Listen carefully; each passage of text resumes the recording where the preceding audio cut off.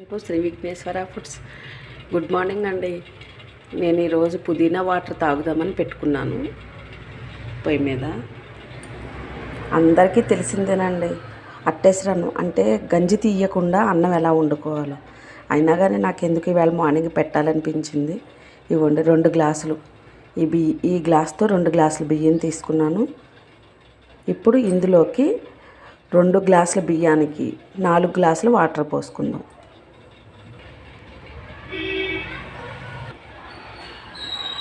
1 2 3 ఇదిగోండి 4. అంతేనండి. 2 గ్లాసుల బియ్యానికి 4 గ్లాసుల వాటరు. ఇది పొయ్యి మీద పెట్టేసుకుందాం. మూత పెట్టేసి పొయ్యి పెద్ద మంటే పెట్టానండి. అది కొంచెం చూడండి, మంట పెద్దదే పెట్టాను. మూత పెట్టేసుకుందాం. ఇది ఒక 10 మినిట్స్ పెద్ద మంట మీద ఉడికించుకొని తర్వాత సిమ్లో పెట్టుకొని ఒక 10 మినిట్స్ ఉంచితే చాలండి, అన్నం అయిపోద్ది.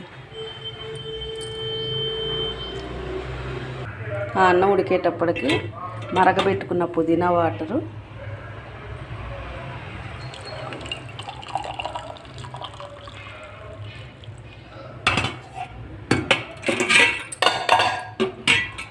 ఇదిగోండి, పుదీనా వాటర్. ఇందులోకి కొంచెం నిమ్మరసం, కొంచెం తేనె. ఇదిగోండి, ఒక 1/2 స్పూను తేనె. ఇలా కలిపి పెట్టుకున్నది. ప్రశాంతంగా ఒక 10 మినిట్స్ కూర్చొని తాగుదాం. అన్నం అయిపోయింది చూసారా. ఇప్పుడే తీసి కలిపాను నేను.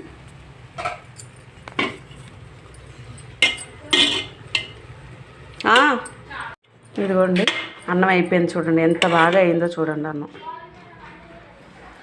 మెతుకులాగా పొడి పొడిగా. గంజి తీయకూడదండి, అందులో ఉన్న విటమిన్స్ పోతాయి. మన బాడీ చాలా మందికి నచ్చినట్లయితే తీయకుండా మర్చిపోకండి.